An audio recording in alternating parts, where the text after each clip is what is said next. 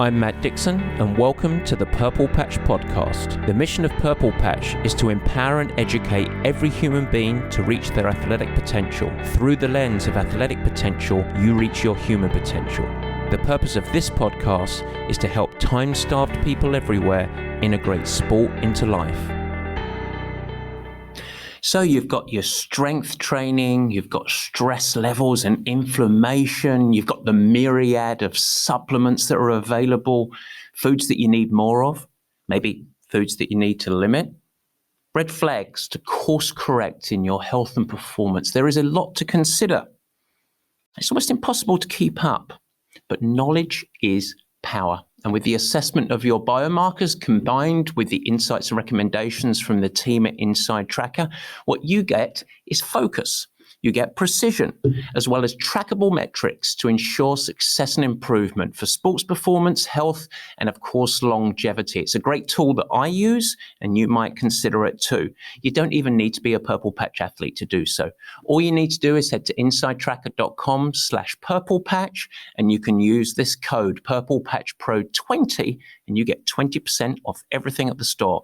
All right, let's buckle up and dive in. I hope that you enjoy the show.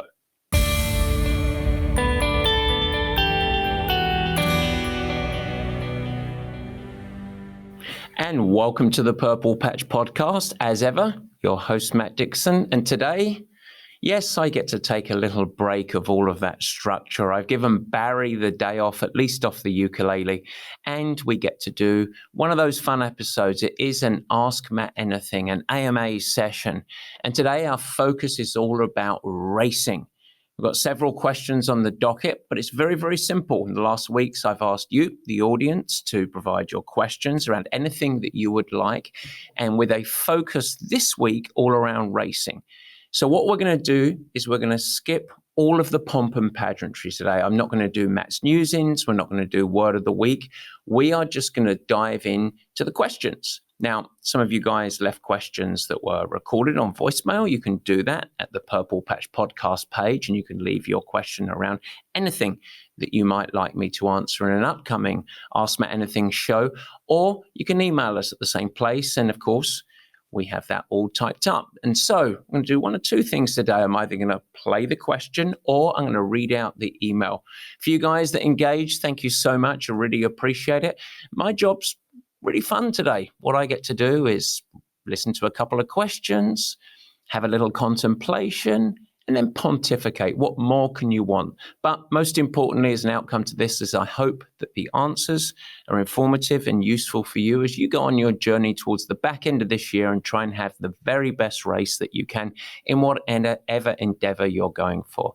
And so, without further ado, what we're going to do is dive into the questions.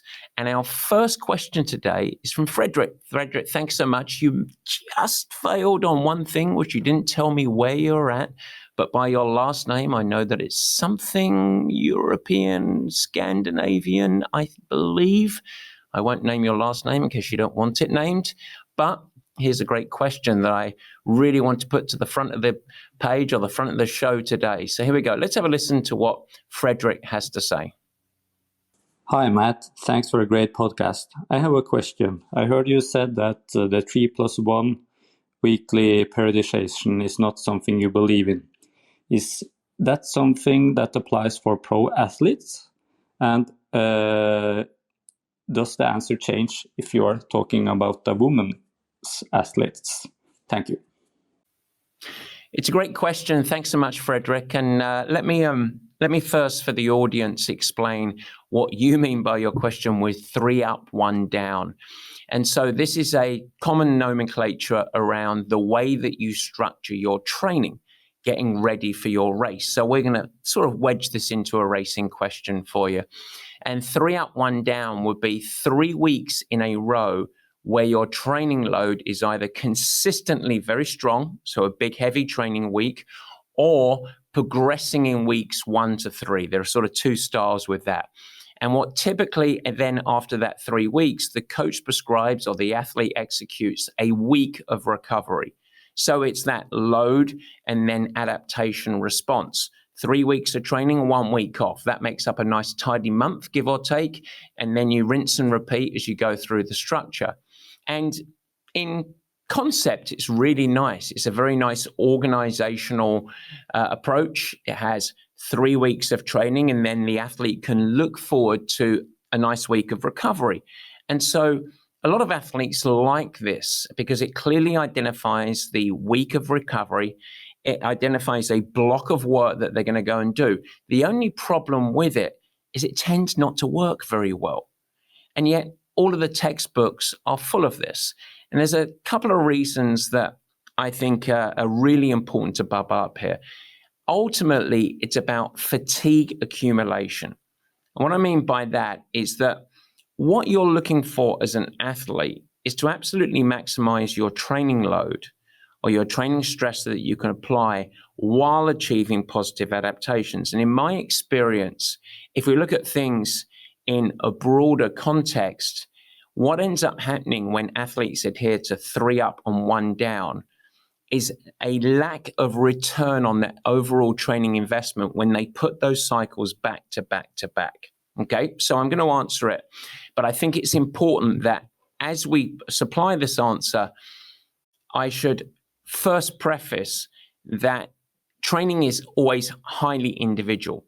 And so as I'm speaking, as I'm providing this answer and this perspective, Frederik, it's all within the context of I'm talking in the middle of the bell curve, because I have had athletes that have very successfully been able to accumulate 3 weeks of consistent training and not start to overreach or not start to get too tired. But in the middle of the bell curve, I've seen that most athletes don't succeed with that recipe.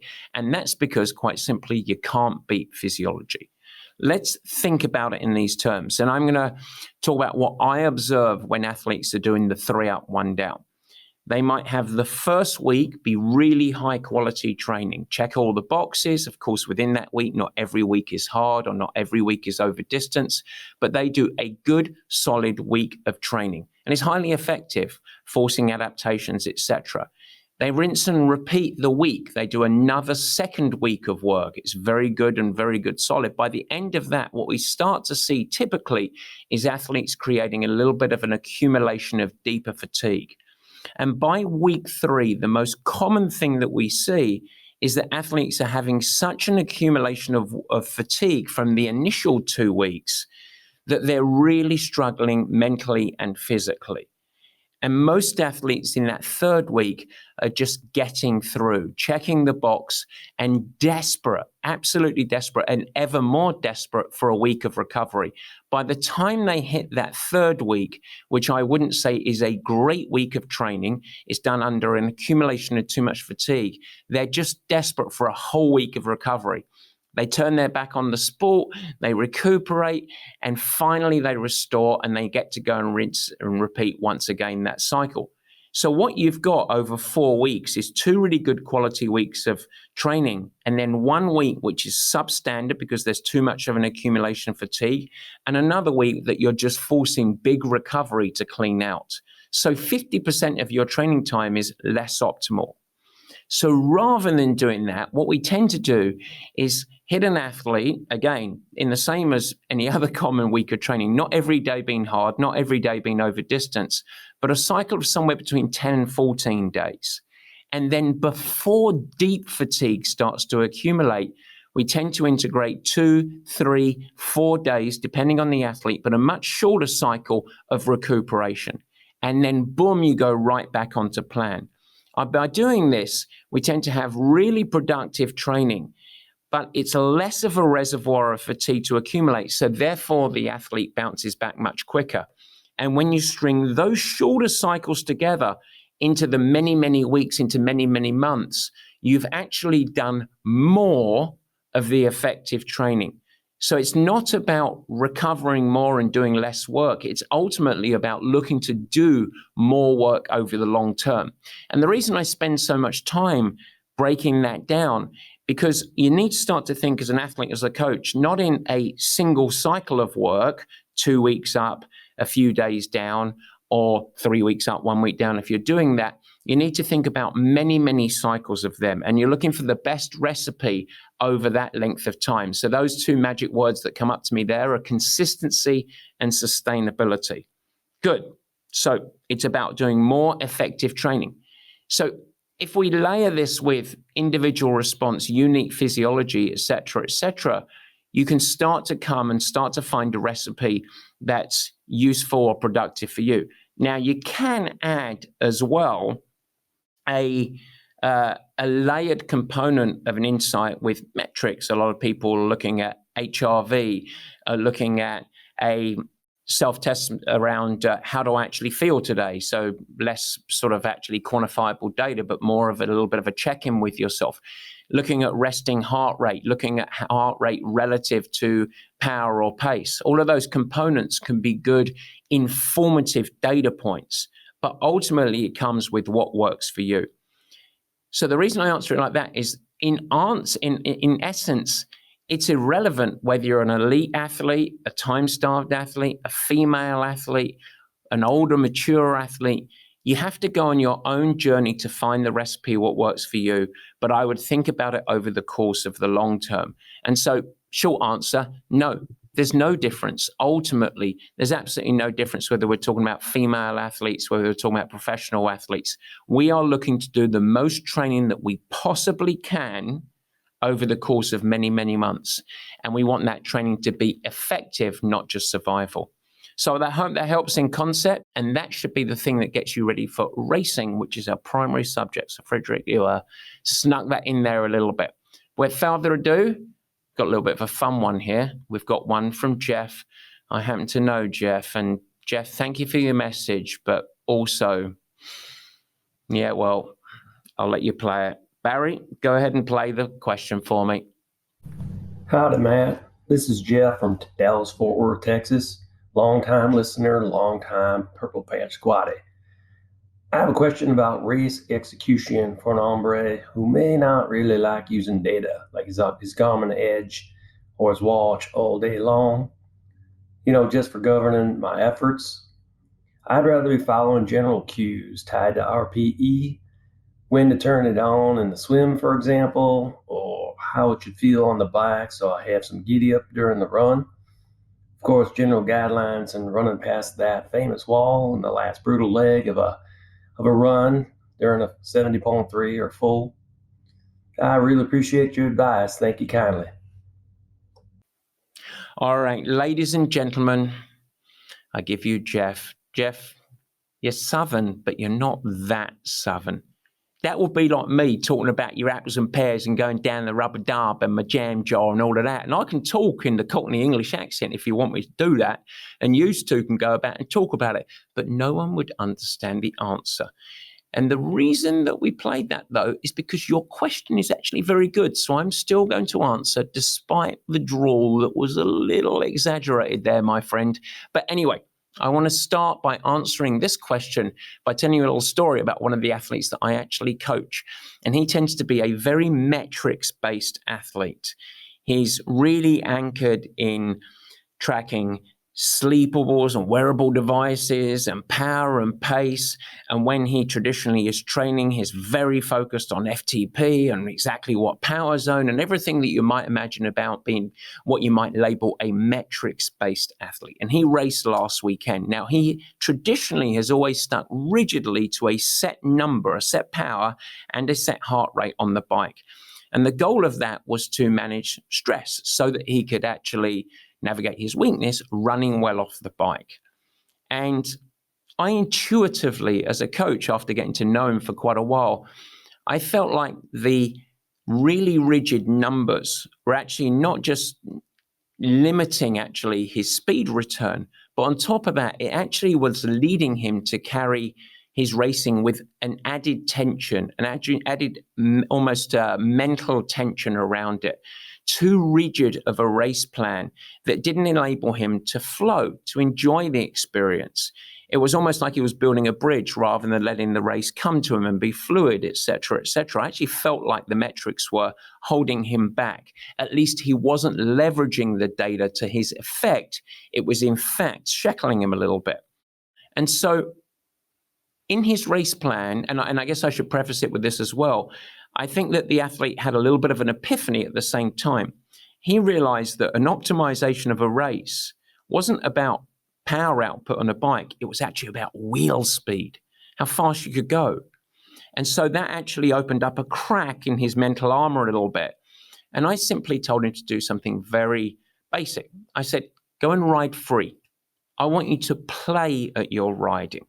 And the whole goal is for you to look up the road ahead and look for opportunity for you to maximize wheel speed every chance that you can. It's all around terrain management, essentially. And the way that I asked him to manage his output was, imagine if you're going absolute full gas as fast as you can go. I want you, because you're racing a half Ironman or an Ironman 70.3, I want you to go 1 mile an hour less than that. He said, oh, okay, I can do that. Now, if he was doing an Ironman, I would have said 2 miles an hour back, but a very simple gauge.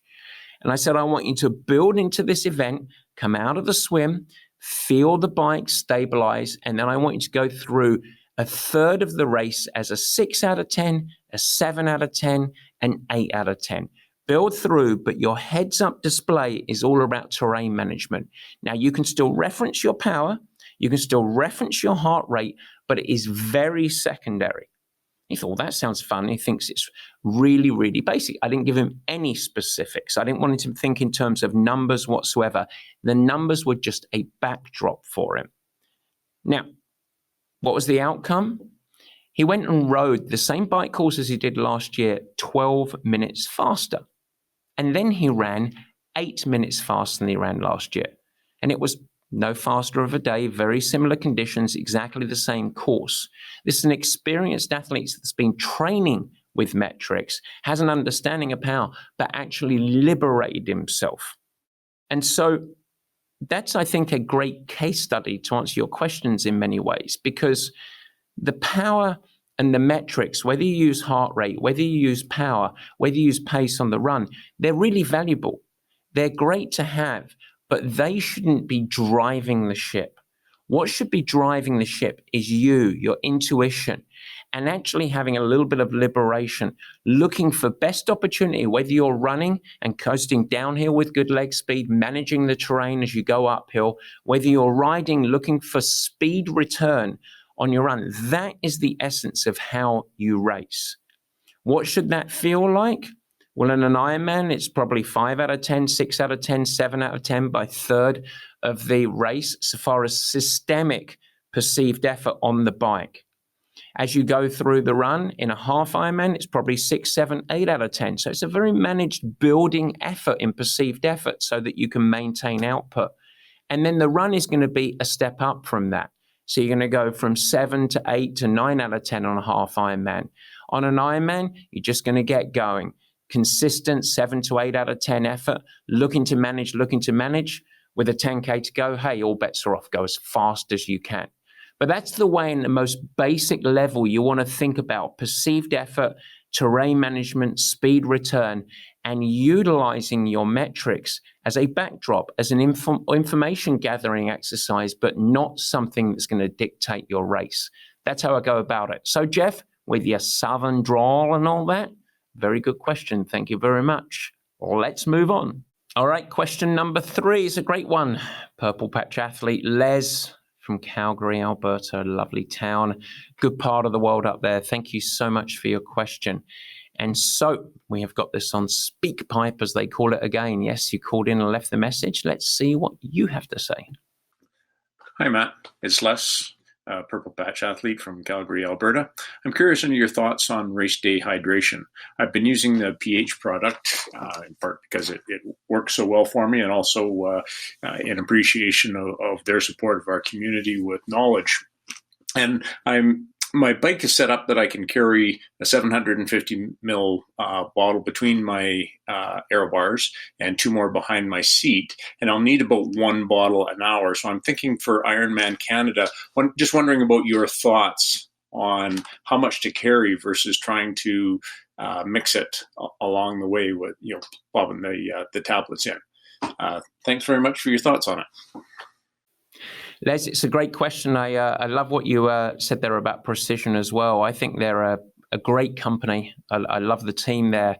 I obviously am a huge fan of the products. You know that I'm not a paid ambassador, although I should be. I need to speak to Andy Blow about that. But no, I'm just a big believer in their products. I love how they are democratic in their in how people love the product. It's fantastic under fatigue. It's great under heat. Really good hydration. But what you mentioned there, I think, is really worth bubbling up. Their commitment to education and supporting athletes, I think, is fantastic. Very like-minded with us at Purple Patch, looking to try and develop a lot of useful education for athletes. So I'm on board, and it's a great business. I should point out, by the way, folks that are listening or watching the show, if you do want to leverage a discount code for Precision Hydration, we do have one. Nothing, we're going to get anything for it, but there's a nice code. We'll leave it in the show notes for you. For you guys that are watching the show, this is the code right here. You can put that in, you get a nice discount off everything in the store. So you have to wait and see what it is, but it's a very nice discount. But more importantly, Les, the answer to your question. It's a great question. It's one of the common challenges for athletes that are racing. Where do I carry this stuff? How do I do this? How do I manage this? And one man's opinion here, I would say, as an answer to this. Firstly, you've chosen a great race. It's going to be terrific. One of the legendary races in Ironman Canada. And the good news is Precision will serve you very, very well over the course of this course. And as I mentioned, as your fatigue starts to accumulate, especially if it gets hot up there, and then this is where the product really rises above, because it tends to stay tasting good for athletes. It just doesn't get old, which is super. But it's not about my ambassadorship for Precision. This is all about logistics and how you actually navigate through. So the first thing I would say is whatever your cockpit setup is, so your handlebars and your aero bars at the front of your time trial bike, I think that the best water bottle sort of chamber that you have is more of a torpedo style. So something that you can front fill. That's going to logistically make your life much, much easier. Something that you can start with your Precision hydration in, but as it gets empty, it's going to be very, very easy to refill. It's much more preferable than having a bottle up there that you actually need to pull out. It's accessible, it's easy to hydrate out of, but it's much, much easier to refill. So I would obviously start your race with your concentration of Precision there. I would also start with another Precision bottle behind you. So that's easy to either sip or refill as perfect concentration. And then you have, okay, what else do you need? So an option will be to have a third Precision hydration, but that is often the place that people carry their spares or whatever it might be. I would probably lead with one bottle behind, one up front, and then you are refilling your chamber on an ongoing basis. So the front torpedo system with water.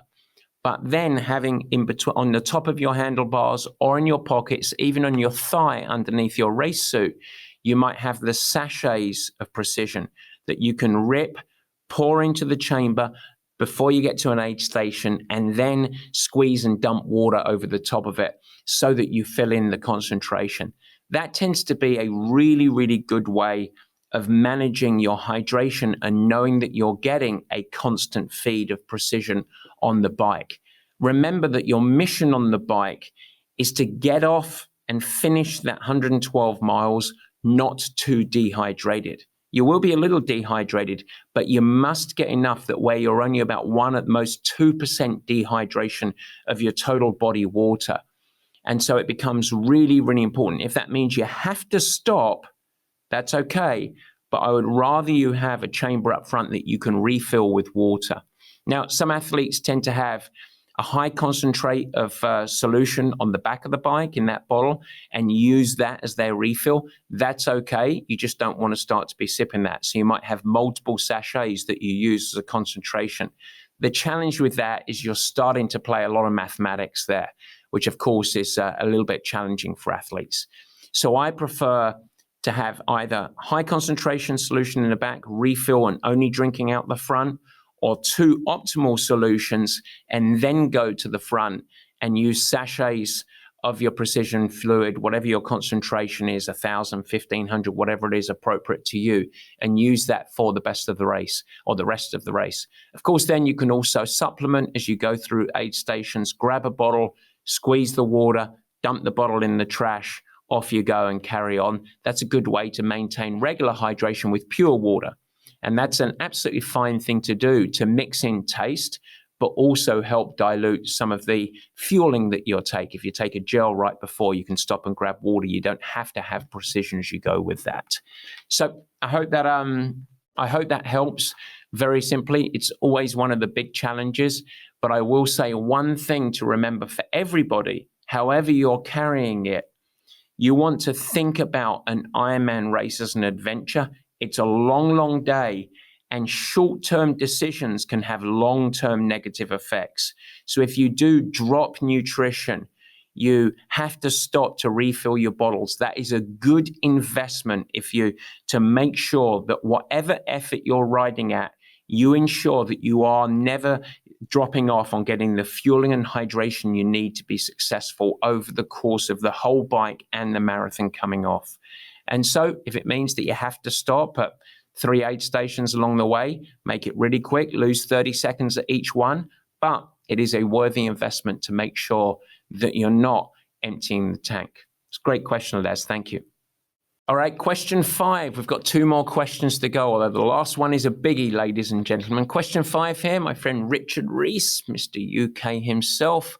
Well done, and I'm going to get to read this question out so you can read along with me at home. It's a nice read and learn little episode here. So Richard says to us, I've just completed my second full Ironman distance race, and one thing that's taken many minutes of my time is the logistics at bike aid stations. I've got dialed in a new hydration plan. I take electrolytes to add to the water, but I need to continually stop and get things sorted out on the bike and grab more nutrition and stash it somewhere. And then I continue on. It feels a shame to spend more than 5 minutes stationary over an Ironman bike leg, but I can't figure out how else to do it. So Richard, that is a very common challenge for athletes. And it's actually relatively similar to Les's question, but I think there's enough nuance in here that I want to highlight a couple of components. So the first is your bike setup itself. And much as I talked about with Les, I would really recommend you have a torpedo at the front of the bike. That can really be a game changer for logistics and carriage, because you can then grab water as you're in flight, slowing down, being very safe, keeping that hand supple on the bar, grab the water and refill while you're on the go, dump that water bottle away, and now you've got a new reservoir. So that can really save a lot of time. And then all you're carrying is the sachets, and you can carry the sachets in various places, sometimes in the back pocket of your speed suit or whatever race gear that you're wearing, sometimes in a little bento box, they tend to call it, which is the little packet that sits on the top tube. Some of the bikes now have integrated little storage systems in there. Some you have to get a little external little bag that sits on top of it, often quite aero, not a bad thing to add on. And then the third sneaky place is sometimes just tucked up the leg of your bike shorts or your race suit, that you can tuck it up, not too much of an aerodynamic loss, and you can hold it there, rip it out, rip it with the teeth, put the little powder in of your hydration, and then top it off with the water. So there's one logistical component. A second side of stuff is, how do you carry all of your fuel? And so as much as possible, we try and get athletes to utilize really accessible fuel. And in general terms, it tends to be sugar early onto, for some athletes, especially athletes that are going a little bit longer, moving to what we might call macros. So in other words, bars or things like that are a little bit more strained towards real food, and then back to sugar on the back end of the bike. So the sugar is the easiest thing logistically. You've got little packets of gels. Some athletes, what they like to do is take all of the gels they're going to use. Let's just make it up. You're going to consume 8 gels over the course of the bike ride, and they might put it in a little canister or a little water bottle, just a small water bottle, something that can be stored on the bike, and just adding a little bit of water, shaking it up to make it viscous enough so that you can actually sip it down. It's really good if the bottle's clear. It's good if you've got a little marker, and you can leverage that knowing total calories, and you can meter that out. So that tends to be a really good option. If you've got single gels and then you go back to the bento box option or the storage, that you can stuff some gels in there, and you can even stuff some gels up in the pant legs of whatever race suit you're using. So there's one side of things. I would then really encourage you for the middle couple of hours that you might be using some bars or some different foods to actually tuck in to a race pocket. So making sure that your race suit of choice has got a little bit of a pocket that you can put maybe a couple of bars in there, because you're probably not consuming more bars than that. And then ultimately, if you need to stop once on the bike, special needs or an aid station, that's where you can dump some of the trash out. A good thing to clear the pockets and clear the bike very quickly. Just rip it out and get it ready, and then restock with whatever you're going to leverage from the aid station. And so if you think about it in those terms, I think that will be helpful. The two big takeaways: the torpedo at the front of the bike, and having a little look at, can you carry gels in some form of a container that's very, very easy and accessible. But if you are going to do that, you probably, to get through in the nozzle, you might need to add a little bit of water just to make it a little bit more liquid. And of course, knowing the mathematics of that is going to be very, very important. So hope that helps, and good luck. Let's get cracking over the rest of this season. Super Richard, by the way, I should point out, you've also got a really good taste in music, so good on you. All right, last question here. And as we started, we're going to finish the questions this week with a little bit of a dancing around, but I really like these questions, and I think it's an important question. This is from Brian, and it might be not specific to racing, but ultimately impacts race performance. So I'm going to go with you here, and it's pretty big. It's really big. You've got 3 questions, but I'm going to give you one answer to these 3 questions, really around perspective, okay? So first question is it possible for someone to still have occasional good races and or training days, even if they're in a state of non-functional overreaching or chronic fatigue? So in other words, and for context here, Brian said that he's actually done some PRs over the course of 10K, etc. And if it feels like, wow, I'm going great, and then he's having really, really bad results and fatigue issues. So there's a red herring there. So that's one challenge that he's got. The second question related is it possible for the cardiovascular system to be significantly more developed than the musculoskeletal system? So a big engine on a weak chassis? It's a great question. And thirdly, is it possible for people to lose touch with their level of fatigue, or what it feels like to be fully recovered? So similar to eating disorders, to Brian's question, where they can actually lose touch with their hunger signals. So the short answer to all of that, Brian, is yes, yes, and yes. And I hear your question, and I think here is all of those 3 things. It's unfortunately too common. The good news is that you can reverse engineer and get out of this 100%, but you need to take action here. You really, really need to take action. And your level of overreaching or overtraining, I can't define on this show based off of that context. But my guess is that you are not in a place that some smart approaches right now and some bravery over the coming months can't very quickly reverse you out of this. At the same time, there is definitely some real red flag stuff. So you need to pause, you need to reset, you need to investigate, and you need to set a whole bunch of habits. And you're probably going to need to be patient with your training and your racing over the coming few months. If, and just specifically to Brian as we dig into these answers, if you need some support, this is probably a really good occasion that you actually do get a consultation with myself or one of the coaching team that we can really have a look in. The second little bit of advice for you is that by hook or crook, you probably want to get some blood work under the guidance of either a professional coach or a medical doctor who really understands and has empathy with athletics, isn't just looking at regular scales.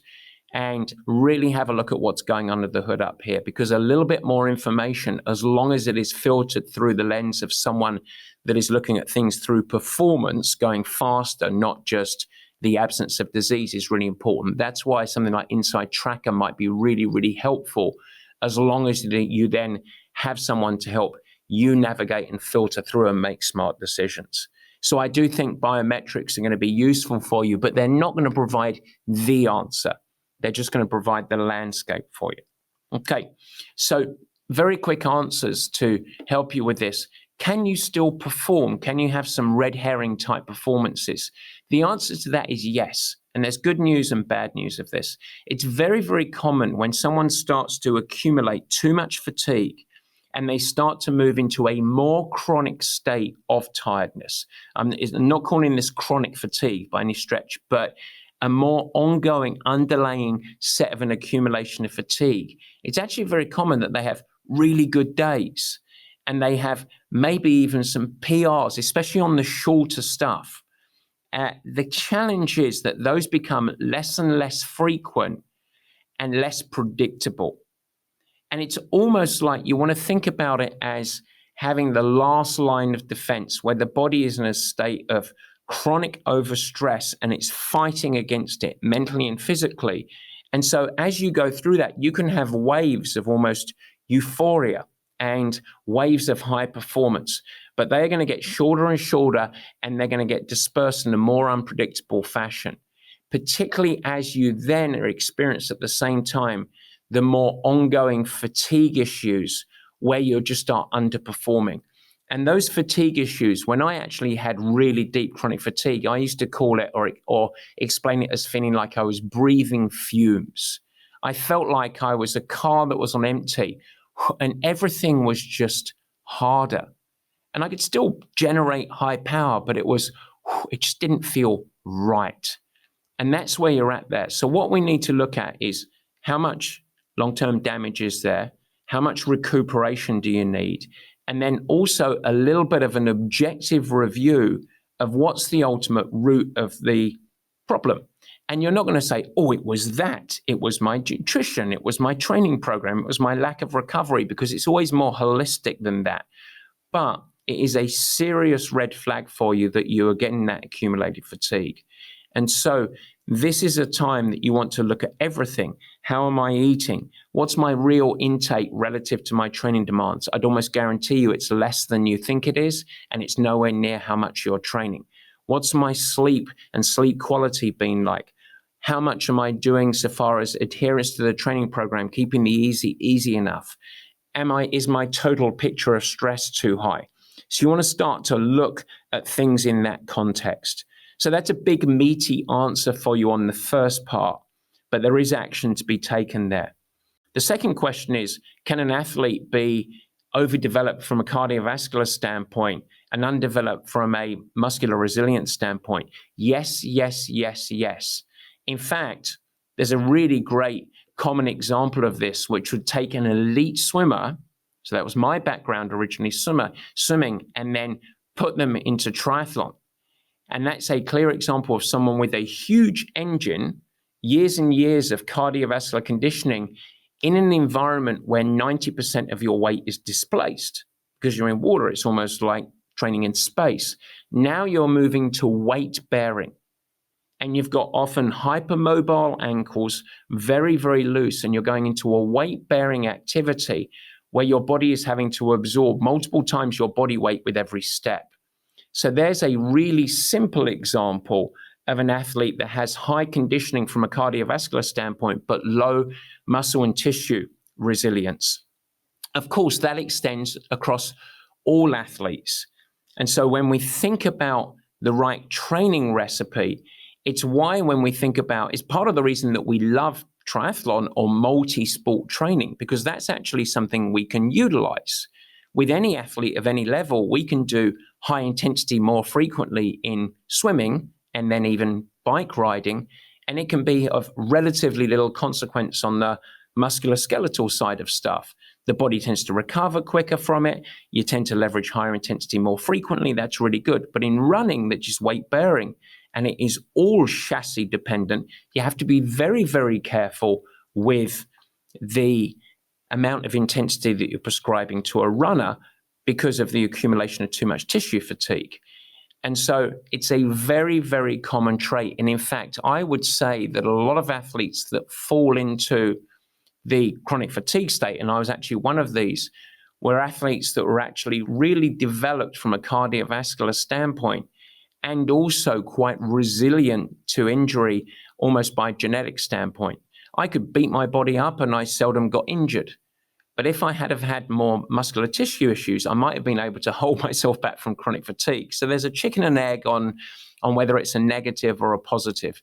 But yes, from the ground up, that's really one of the most common things that we see with athletes. And then your final question, as we're dancing with you over the course of this whole question, is it possible for folks to lose touch with their level of fatigue? Absolutely. And this happens actually outside of sport as well, where there are a whole bunch of just general population, people that may or may not even be into fitness whatsoever, but are walking around in a fog of fatigue.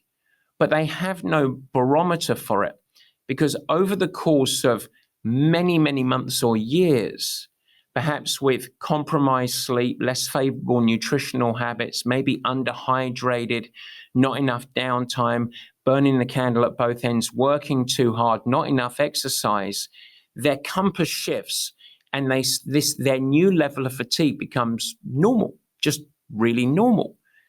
And that's not great, because that's their existence, and that's how slowly over time people move into chronic ill health, is they just function at a lower level. It's no different for an athlete. Fatigue is a part of training.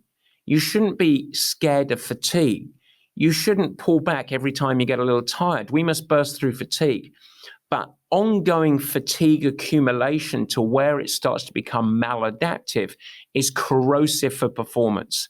And I would say that the majority of athletes, particularly time-starved athletes, amateur athletes that are integrating this sport into a busy life, the majority are walking around with too much of an accumulation of fatigue and are underperforming relative to the effort that they put in. So I really believe in recovery. And if people are highly committed and training really hard and yet not getting the racing results, there's often a simple symptom that they are training too hard, too much relative to life without enough recovery. And I'll add one thing, often not supported with enough caloric support so far as post-workout fueling and daily eating habits. And so, yes, you start to lose your compass, you start to lose your barometer, and the levels of fatigue just becomes normal. And it is a sub-performance existence. And when that happens, well, you know what ends up happening? The cycle of frustration. You train harder. You're looking for results. You always think about yourself as the guilty party, but it might be the recipe that you're adhering to that is the guilty party, and it is paralyzing your ability to perform. All that being said, Brian, there's a lot of time on that question. I left it to last, but I hope it's helpful for you. And I tell you, mate, I wish you the best of luck. We are here to help, and I'll give you a special one. Don't worry about anyone else of our audience here. From me to you, I think you'll really benefit with some help here. So if you're coached, I would really have an honest question or an honest conversation with your coach. If you're not coached, and then make sure that you reach out to us and we can really try and give you a little bit of support on this one. All right, I hope that helps to everyone. I hope that was a useful little session there. Our next Ask Matt Anything is on race anxiety. So talking about some of the fears and a little bit of the performance anxiety that comes with the big event. That's going to be next week, but those are our questions. I always have fun on these episodes. As ever, if you want to ask me a question, I will endeavor to answer it. All you have to do is leave us a voicemail. Make sure you give us your first name and where you're from so we can either read out your question on the show or, of course, we can play it over the course of the magic interweb. But until next time, I hope you stay healthy, have fun, keep training hard, and if you do get to race well. Cheers. Guys, thanks so much for joining and thank you for listening. I hope that you enjoyed the new format.